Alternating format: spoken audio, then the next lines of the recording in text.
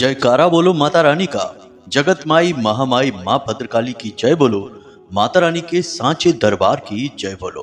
तो वृश्चिक राशि वालों, आप सभी का बहुत बहुत स्वागत है आपके अपने वैदिक मंथन भिंड YouTube चैनल में। बंधुओं, आपके पिछले जन्म का प्रेमी मिल चुका है। इसे पहचान लो, क्योंकि यह आपके लिए तन मन धन से तैयार है। छुप छुप कर आपसे प्रेम करता है। जब आप इसे पहचान जाएंगे तो आपकी किस्मत इसकी किस्मत से मिलते ही इतनी जोरदार चमकेगी कि हीरे भी फीके पड़ जाएंगे। जी हाँ बंधुओं, आज का यह कार्यक्रम आपके जीवन में प्रेम की चमक लाने वाला है। आपके जीवन में एक ऐसा ज्ञान का प्रकाश फैलाने वाला है जो पूर्ण रूप से आध्यात्मिक है। आपके जीवन की वह कमी जिसे अब तक कोई पूरी नहीं कर पाया है। आपका दिल जानता है कि आप सच्चे प्रेम के लिए अब तक तड़प रहे हैं। जी हाँ बंधुओं, जिसे आपने अपना सच्चा प्रेम समझा वह तो आपको धोखा देकर आगे निकल गया। आप जहां के तहां खड़े रह गए। आपने बहुत दिल से सच्चे मन से उसके साथ प्रेम किया था, परंतु उसने आपको धोखा दिया। कारण यही था कि वह आपका पिछले जन्मों का प्रेमी नहीं था, वह तो केवल इस जन्म की आपकी आकर्षण और वासना थी। लेकिन आज हम आपको आपके पिछले जन्म के प्रेमी से मिलवाने वाले हैं। यह आपके आसपास ही है। आप इसे थोड़ा बहुत जानते भी हैं, लेकिन आपको इसके बारे में सब कुछ नहीं पता है। ना ही इसके दिल के राज आप जान सकते हैं, क्योंकि यह आपसे अपने दिल के हर एक राज को छिपा कर रखता है। लेकिन यह आपके आसपास ही घूम रहा है। यह आपके जीवन की हर एक बात को जानता है। आपके सुख और दुख सब इसे पता है। कुछ भी इससे छिपा नहीं है, लेकिन आपको इसके बारे में भनक तक नहीं है। बंधुओं, कई बार छिप छिप कर इसने आपकी ऐसी ऐसी मदद भी की है कि आपको पता तक नहीं चला और आपका काम भी बन गया। जी हाँ बंधुओं, आज हम आपको एक ऐसे ही रहस्यमयी व्यक्ति से मिलवाने जा रहे हैं जो आपका पिछले जन्म का प्रेमी है। आपको यह कार्यक्रम अंत तक देखना है। बंधुओं, इस कार्यक्रम को हम पूर्ण रूप से धार्मिक, आध्यात्मिक और वैदिक पद्धति से लेकर चलेंगे। हम जो बातें आपको बताएंगे वे पूरी तरह से शास्त्रीय होंगी और ज्योतिषीय गणनाओं पर आधारित रहेंगी।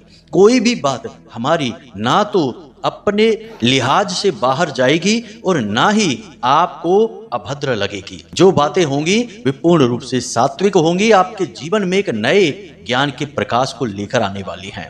बंधुओं, याद रखना कि यह जो आप इस संसार में जन्म लेकर आई हैं, अपने कार्य कर रहे हैं, यह आपका कोई पहला या आखिरी जन्म नहीं है। इस जैसे आपने ना जाने कितने और जन्म भी लिए हैं और उन जन्मों में आपके तमाम रिश्ते नाते रहे हैं। लेकिन उन्हीं रिश्ते नातों में से कोई रिश्ते ऐसे होते हैं जो इतने गहरे होते हैं, इतने महत्वपूर्ण होते हैं कि वे इस जन्म में भी अपना कर्जा चुकाने के लिए आपके साथ चले आते हैं। हाँ, इस जन्म में उनका रूप बदल जाता है, रिश्तों की संरचना बदल जाती है, व्यवहार बदल जाता है, परंतु अंतर मन में भाव वही रहता है।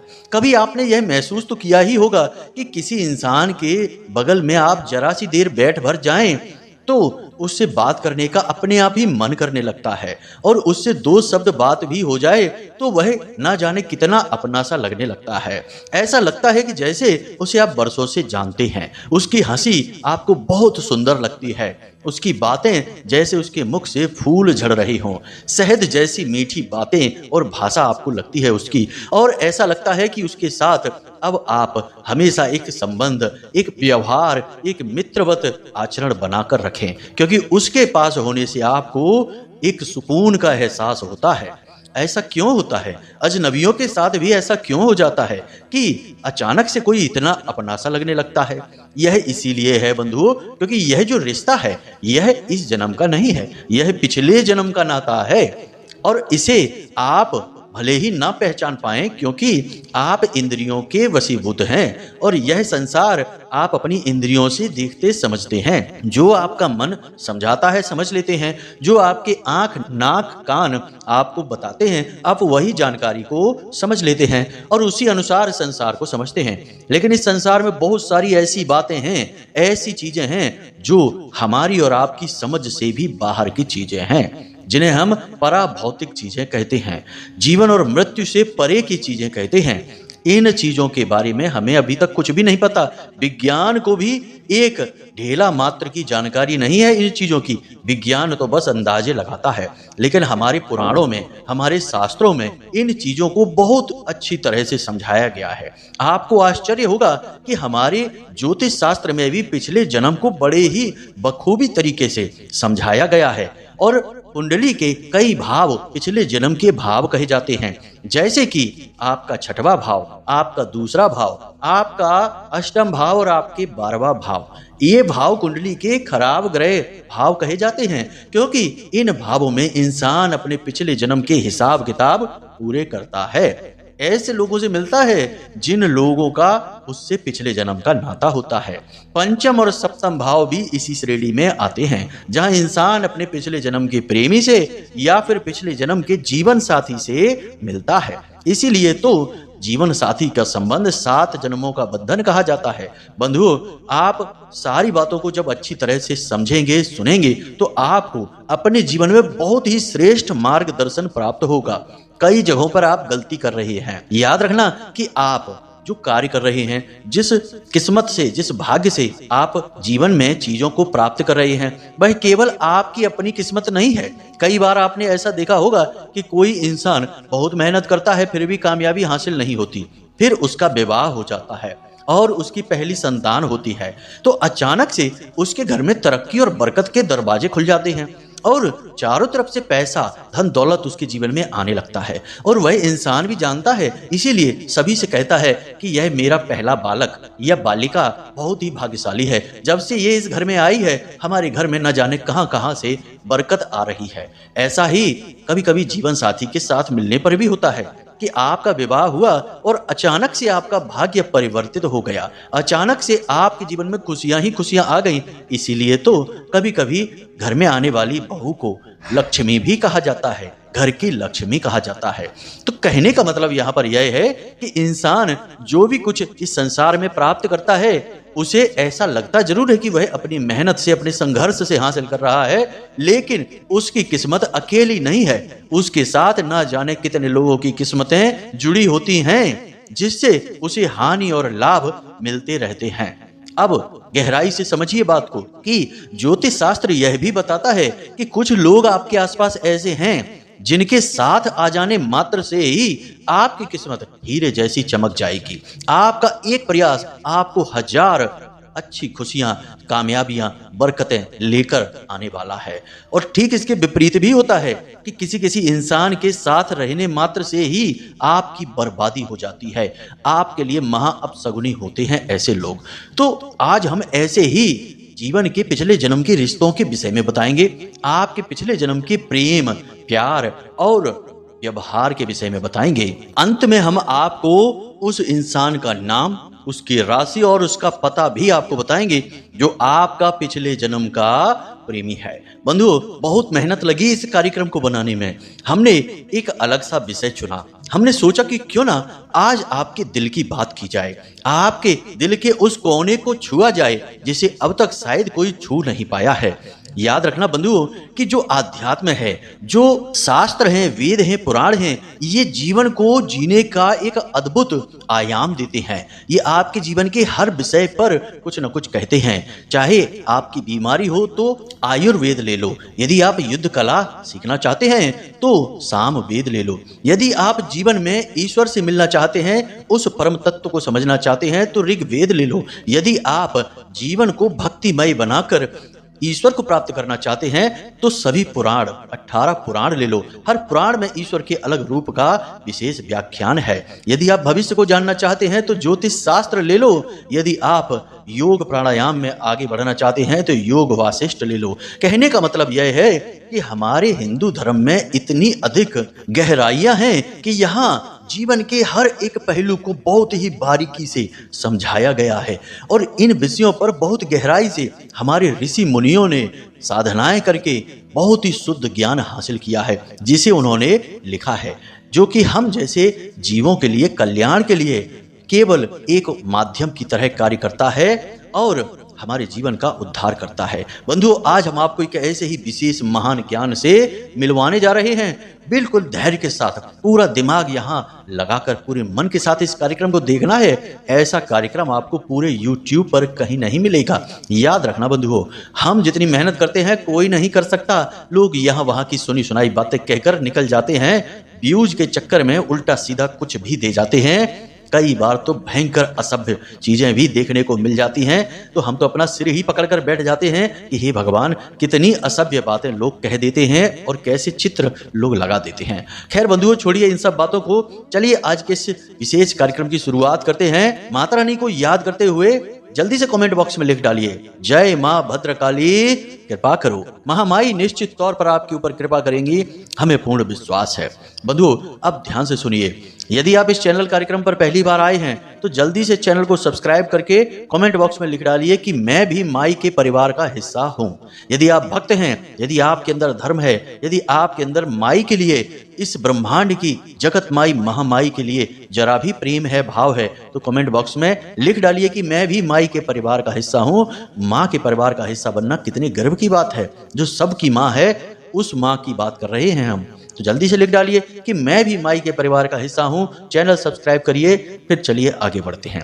बंधु, अपने मूल विषय को प्रारंभ करते हैं। बंधु, अगर आप अब भी सोच रहे हैं कि कुंडली का विश्लेषण कराएं कि नहीं कराएं, क्यों कराएं, क्या जरूरत है कुंडली विश्लेषण कराने की, तो ध्यान से सुनिए। आप इस समय 3 तरीके की स्थितियों में फंसे हुए हैं। एक स्थिति तो यह है कि आपके ऊपर बहुत कर्जा है, व्यापार चल नहीं रहा है, घर में भी क्लेश रहता है, रिश्ते नातों में भी उथल पुथल मची हुई है। तो अब इस स्थिति में आप कैसे फंसे? कोई ना कोई ग्रह था जिसने परेशान किया, तो इससे बाहर निकलने का मार्ग क्या है? कुंडली में छुपा हुआ है, इसलिए कराइए। दूसरा कि आप कुछ जीवन में करना चाहते हैं, निर्णय ले नहीं पा रहे हैं, समझ में आ नहीं रहा है कि क्या करें क्या ना करें, तो इस स्थिति में श्रेष्ठ मार्गदर्शन कौन करेगा? आपके ग्रह, आपकी कुंडली। तीसरा कि आपकी जिंदगी में आपने सब कुछ हासिल कर लिया है, कामयाबी भी हासिल कर ली है, रिश्ते नातों में भी सुख शांति है, परंतु आपके मन में एक बेचैनी है, क्योंकि अब तक शायद आपने वह हासिल नहीं कर पाया जिसके लिए आपका जन्म इस धरती पर हुआ था। यानी कि अपने सही उद्देश्य को आप अब तक हासिल नहीं कर पाए हैं। तो वह उद्देश्य क्या है? क्यों आप इस धरती में, इस संसार में आए हैं? उस उद्देश्य को जानना है। इसको जानने के लिए आपको कुंडली दिखानी है। तो आपके जीवन में जो भी परिस्थितियां हैं, इन परिस्थितियों के सही कारण और उनके निवारण को केवल आपकी कुंडली बता सकती है, इसलिए आपको कुंडली दिखानी है। तो बस, अगर आप ऐसी परिस्थितियों में हैं तो नंबर हमने वीडियो में दे रखे हैं। किसी भी नंबर पर 10 बजे से 4 बजे के बीच फोन लगाइए। छोटी सी दक्षिणा देने के बाद अपनी कुंडली का श्रेष्ठतम आकलन करा लीजिए। जय माई की। बंधुओं, आप चाहे माने या ना माने, लेकिन एक बात हम आपको बता देते हैं जो हमारा अपना अनुभव भी है और हजारों भक्तों के द्वारा बताए गए उनके अनुभवों के आधार पर हम ये बात आपको बता रहे हैं कि आपके जीवन में जितने भी रिश्ते नाते हैं, वे अपना अपना किरदार निभा रहे हैं, वे अपना अपना रोल निभा रहे हैं। आप समझिए कि आपके कर्मों को काटने की प्रक्रिया चल रही है। कोई तो आपके ऐसे रिश्ते हैं जो यूं ही बिना मतलब में आपसे शत्रुता मानकर बैठे हैं। आपके हंसने मात्र से ही उन्हें इतनी जलन हो जाती है कि वे तंत्र मंत्र तक कराने से पीछे नहीं हटते हैं। वे आपके कई जन्मों के शत्रु हैं। कोई ऐसे रिश्ते हैं जो आपको हमेशा हंसते मुस्कुराते देखना चाहते हैं, इसके लिए वे कोई भी कुर्बानी देने को तैयार हैं। वे भी आपके पिछले जन्म के सगे संबंधी हैं। रही बात दिल की, तो कोई ना कोई ऐसे व्यक्ति अवश्य हैं आपके आसपास या आपके जीवन में अवश्य कोई आया होगा ऐसा कि जिसकी एक हंसी देखने के लिए आप कुछ भी करने को तैयार थे। जी हाँ बंधुओं, आप उसकी मुस्कुराहट पर कुर्बान थे और आपने उससे ज्यादा व्यवहार नहीं किया, ज्यादा मिले भी नहीं, तब भी आप उसे ऐसा लगता था जैसे अच्छी तरह से जानते हैं। पिछले कई जन्मों से, लंबे समय से आप उसे जानते हैं। यह सब क्यों था? आकर्षण या फिर बिना मतलब की दुश्मनी, बिना मतलब की बुराई, बिना मतलब का प्रेम, यह सब यूं ही नहीं है, यह पिछले जन्मों से है। हर नाते का संबंध कहीं ना कहीं पिछले जन्म से होता है। हाँ, इस कार्मिक यात्रा में कुछ नए रिश्ते भी बनते अवश्य हैं। बंधुओं, एक हमारे प्रियजन हैं, हमारे जानकार हैं, वे हमें बता रहे थे कि उनके जीवन में एक बहुत बड़ी विपत्ति आई। उस विपत्ति में उन्हें कहीं कोई सहारा नहीं दिखाई दे रहा था। तभी अचानक एक व्यक्ति उनसे इस प्रकार आकर मिला जैसे कि वह उनका अपना खास व्यक्ति है, मुस्कुराते हुए। और आश्चर्य की बात कि उस व्यक्ति ने उनका नाम पुकारा और नाम पुकार कर उनसे हालचाल लिए उनके, और उनकी मुसीबत को बिना बोले ही वह समझ गया और उसने उनकी मुसीबत का सिर्फ 2 दिन के अंदर समाधान कर दिया। उन्हें नौकरी की बहुत अधिक आवश्यकता थी और वे बहुत लंबे समय से बेरोजगार चल रहे थे, पाई पाई को मोहताज थे और उनकी बच्ची बीमार भी चल रही थी। उस व्यक्ति ने बिना कहे उन्हें एक अच्छी नौकरी दिलवा दी और कुछ पैसे भी दिए, और तो और उनके घर आकर उनकी मदद के लिए बढ़ बढ़कर आगे आया और बोला कि आप हमें बताइए कि हम आपके लिए क्या कर सकते हैं। मतलब कहने का यह है कि ऐसा लग रहा था जैसे कि वह उनका वर्षों पुराना कोई मित्र है, कोई ऐसा व्यक्ति है जिससे लंबे समय से रिश्ता चल रहा है। लेकिन आश्चर्य की बात यह नहीं है, आश्चर्य तो अभी बाकी है। जब उनकी नौकरी लग गई, उनके जीवन में सब कुछ सही हो गया और उनकी स्थिति अच्छी हो गई, तो फिर वह व्यक्ति कुछ दिन उनके साथ रहा। उसके बाद अचानक वह व्यक्ति कुछ काम बताकर ऐसा दूर हुआ कि अब ना तो कोई फोन पर बात होती है, ना ही किसी प्रकार की चर्चा हो पाती है उससे। यानी कहने का मतलब यह है कि ऐसा लगता है जैसे वह व्यक्ति केवल और केवल उनकी समस्या का समाधान करने के लिए ही उस वक्त आया था। अब इसे आप क्या कहेंगे? आप चाहें तो इसे देवता भी कह सकते हैं, क्योंकि उनके देवी देवता उनकी पूजा पाठ साधना या उनकी भक्ति से प्रसन्न होकर आए होंगे मदद करने के लिए। या फिर यह भी कह सकते हैं कि पिछले जन्म का कोई उनका ऐसा रिश्ता नाता, कोई ऐसा कर्जदार जो अपना कर्ज चुकाना चाहता था, तो अनायास ही उसकी आत्मा ने उसे प्रेरित किया और मन में भाव डाले तो वह इनसे आकर मिला और अचानक से इनकी मदद करके फिर जब काम पूरा हो गया तो चला गया। यही है इस संसार की रीति। हम नहीं समझ सकते, बहुत सारी चीजें ऐसी चल रही हैं हमारे आसपास जो हमारी समझ से बिल्कुल बाहर की चीजें हैं। अब ध्यान से सुनिए, कई बार ऐसा होता है कि पति पत्नी के बीच विवाह तो हो गया लेकिन संबंध लंबे समय तक नहीं चल पा रहा है। पति पत्नी के अंदर रुचि ही नहीं ले रहा, संबंध चलाने में कोई रुचि नहीं है। कभी कभी पत्नी भी ऐसी होती हैं कि उन्हें अपने पति से बिल्कुल लगाव प्रेम ही नहीं होता है। अलगाव की स्थिति है, तलाक तक की नौबत है। सैकड़ों ऐसे हमारे दर्शक हैं जो हमें फोन करते रहते हैं, हम उन्हें समाधान बताते हैं तो उनके जीवन में उन्हें राहत भी प्राप्त होती है, परंतु ऐसी स्थिति उत्पन्न ही क्यों होती है? इसीलिए तो होती है क्योंकि रिश्ता तो पिछले जन्म का है ही नहीं, इस जन्म में अचानक से मिल गया। अब मिल तो गया लेकिन प्रेम कोई ऐसी चीज नहीं जो अचानक से उत्पन्न हो जाए, यह तो जन्म जन्मांतर से चली आ रही चीज है। तो बंधन तो बन गया परंतु प्रेम नहीं है। तो बिना प्रेम का बंधन बिल्कुल वैसा ही होता है जैसे कि किसी पालतू जानवर को किसी खूंटे से बांध दिया जाए। अब वह बंधा तो है परंतु उसे वह बंधन बिल्कुल अच्छा नहीं लग रहा है, वह बोझ है, वह उसे छुड़ाने की कोशिश करेगा ही करेगा। तो बंधुओं, यदि आपके जीवन में भी ऐसा है या आप किसी को जानते हैं कि आपके रिश्ते नातों में कोई ऐसा है, तो उसके लिए हम कुछ उपाय बताते हैं, ध्यान से सुनिए। जिस व्यक्ति का भी आपको दिल जीतना है, उसका प्रेम पाना है, तो उसके लिए आपको 2 कार्य करने होंगे। सबसे पहला कार्य कि आपको एक कांच की शीशी लानी है। उस कांच की शीशी में आपको शहद भरना है और एक सफेद रंग के कागज पर लाल रंग की कलम से उस व्यक्ति का नाम लिखना है 21 बार। जी हाँ बंधु, 21 बार नाम लिखना है। मंत्र वगैरह की कोई आवश्यकता नहीं है, बस नाम लिखना है। और उस नाम लिखे कागज को आपको शहद की उस डिब्बी में दबा देना है, यानी शहद के अंदर दबा देना है। उसके बाद डिब्बी का ढक्कन लगा देना है और उस डिब्बी को आपको अपने पूजा घर में अपने आराध्य की फोटो के पास रख देना है। बस यह एक सात्विक क्रिया है, कोई तांत्रिक क्रिया नहीं है, डरने की आवश्यकता नहीं है। आप तुरंत ही महसूस करेंगे कि जो व्यक्ति आपसे दूर जा रहा है, आपसे खिंचा खिंचा सा रहता है, अचानक उसका भाव बदल जाएगा, वह आपकी ओर आकर्षित होने लगेगा। देखिए, किसी के प्रेम को पाने के लिए या दूर जा रहे इंसान को अपनी ओर बुलाने के लिए तांत्रिक विधियां तो बहुत सारी हैं और बहुत ही कारगर, बहुत ही शक्तिशाली हैं, लेकिन उन विधियों के विषय में हम चर्चा नहीं करना चाहते क्योंकि वे नकारात्मक विधियां हैं। उससे उस इंसान की बुद्धि का बंधन हो जाता है, जिससे वह फिर कुछ भी कर नहीं पाता जीवन में, केवल और केवल आपका एक गुलाम बनकर रहता है, आपके ऊपर ही आधारित रहता है। तो ये विधियां बहुत खतरनाक हैं, हम इनके विषय में चर्चा यहाँ नहीं करेंगे। ये विधियां पूरी तरह से शास्त्रीय पद्धतियों के खिलाफ हैं और निषेध हैं, तो इनकी चर्चा नहीं करेंगे। फिलहाल हम आपको दूसरी विधि बताते हैं। तो इसके लिए आपको क्या करना है, एक गिलास में पानी लेना है, शुद्ध पानी लेना है, और इस पानी को आपको प्रयोग में करना है, इस मंत्र के साथ अभिमंत्रित करके, और इस पानी को उस व्यक्ति को पिला देना है जिसका प्रेम आप आकर्षित करना चाहते हैं। तो मंत्र ध्यान से सुनिए। ओम कामदेवाय विघ्नहे रति प्रियाय धीमहि तन्नो अनंग प्रचोदयात्। जी हाँ बंधुओं, यह बहुत ही शक्तिशाली मंत्र है जो उस व्यक्ति को आपकी ओर आकर्षित करेगा। आपको इस मंत्र को 11 बार बोलना है। 11 बार इस मंत्र को बोलने के बाद उस पानी को किसी भी प्रकार से उस व्यक्ति को पिला देना है। बस इस क्रिया को आपको 4 से 5 दिन लगातार करना है। दिन में 1-2 बार इस अभिमंत्रित जल को उसे पिला दें। आपको यह मंत्र बोलने की आवश्यकता नहीं है, मन ही मन इस मंत्र को बोलेंगे और उस पानी में देखते हुए बोलेंगे।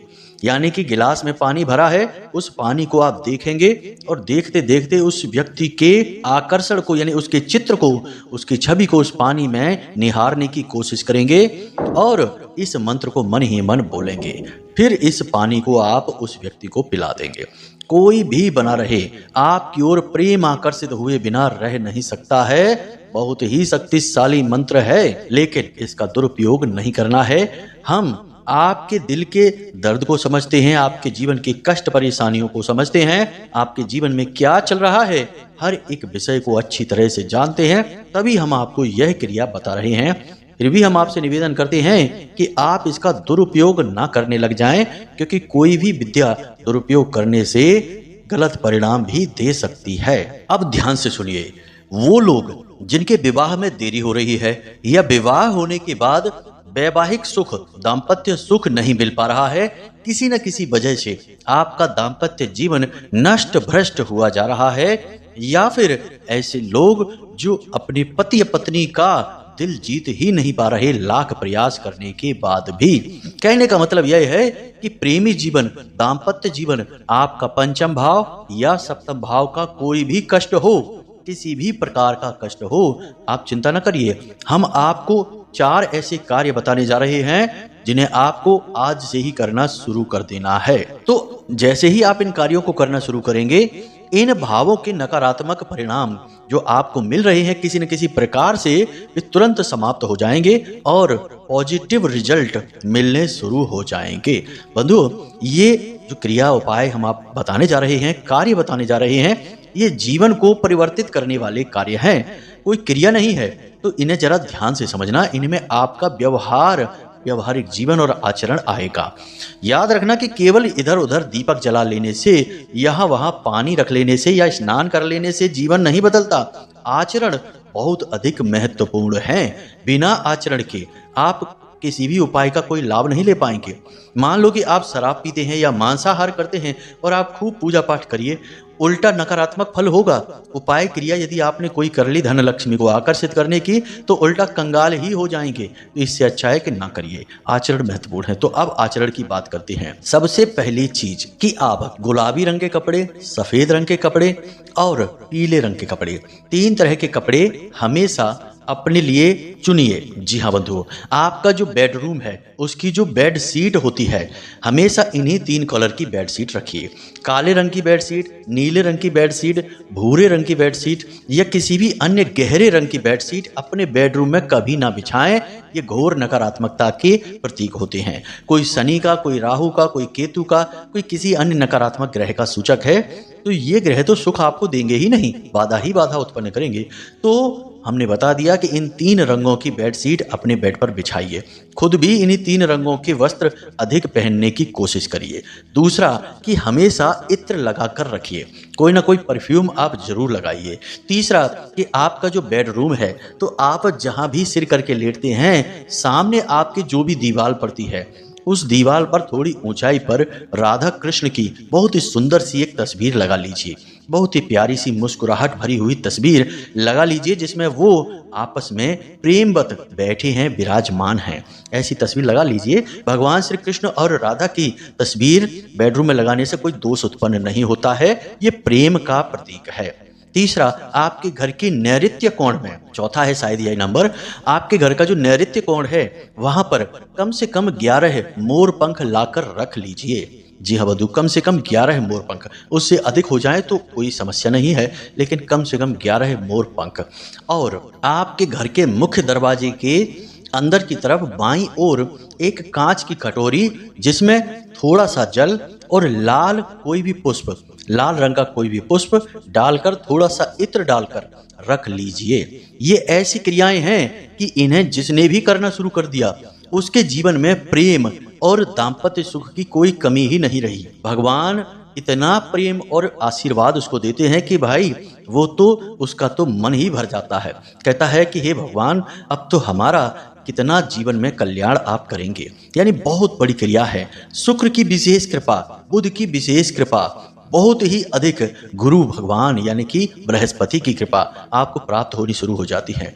भगवान श्री कृष्ण और राधा मैया की तस्वीर तो आपने लगाई ही है, यानी कि ये तो प्रेम के शुद्ध प्रतीक हैं, पराभौतिक आध्यात्मिक महान प्रेम का प्रतीक हैं।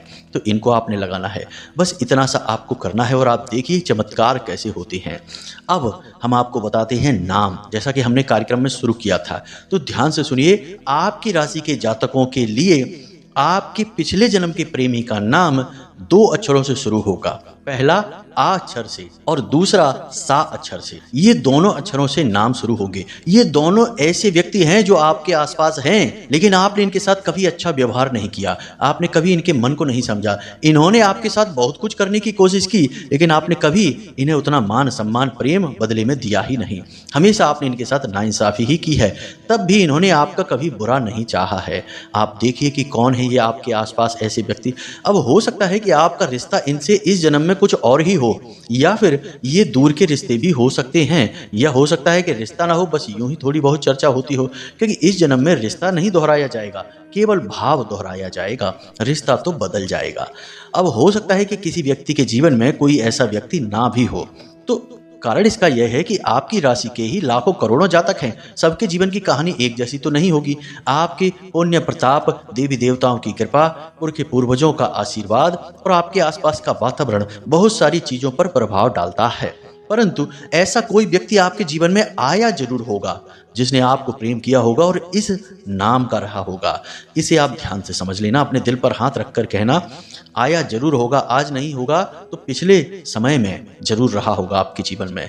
बस इन सब बातों को हम आपको बताना चाहते थे। हो सकता है कि कुछ बातें जो हमने बताई हैं आपको थोड़ी सी इधर उधर भी हो सकती है, क्योंकि ये सिर्फ गणनाएं ही तो हैं। हम तीसरी आंख खोलकर आपके जीवन को तो नहीं देख रहे, भोले बाबा तो है नहीं हम तो एक छोटे से दास हैं तुच्छ से। तो हम सिर्फ गणनाएं करके बता रहे हैं और अनुभूतियां बताते हैं। बाकी जो बहुत सारे उपाय और क्रियाएं हमने आपको बताई हैं वे 100% कारगर हैं, सिद्ध हैं, हजारों लोगों पर आजमाई हुई हैं। आपके जीवन में जो कष्ट हैं उनके लिए आप उन्हें आजमाइए, 100% लाभ प्राप्त होगा। यदि कुंडली विश्लेषण कराना चाहते हैं या अन्य प्रकार की सलाह लेना चाहते हैं तो वीडियो में नंबर दे दिया है, इन नंबरों पर फोन करिए, तुरंत मार्गदर्शन प्राप्त होगा और हमें आपकी मदद करके हृदय से बेहद खुशी होगी, बहुत ज्यादा खुशी होगी, क्योंकि हम तो महामाई की सेवा में लगे ही हैं। आपकी सेवा, आपकी मदद करने के माध्यम से महामाई की भक्ति का एक नया आयाम शुरू कर रहे हैं। तो बस निश्चिंत होकर फोन करिए, कोई चिंता की बात नहीं। फोन करने का समय 10 बजे से 4 बजे तक का है दिन में। तो बंधुओं, उम्मीद करते हैं कि यहाँ तक सारी बातें आपको समझ में आ गई हैं। अब आप इन सारी बातों का प्रयोग करके अपने जीवन में निश्चित बदलाव लेकर आ पाएंगे। तो चलिए बंधु, आज के इस कार्यक्रम को यहीं समाप्त करते हैं। हमेशा हंसते रहिए, मुस्कुराते रहिए, सकारात्मक रहिए, महामाई पर अपनी आस्था और विश्वास बनाकर रखिए बंधुओं, क्योंकि आपका उद्धार वहीं से होना है। तो प्रेम से बोलिए जय माई की, जय मां भद्रकाली। महामाई आपका कल्याण करेगी। धन्यवाद।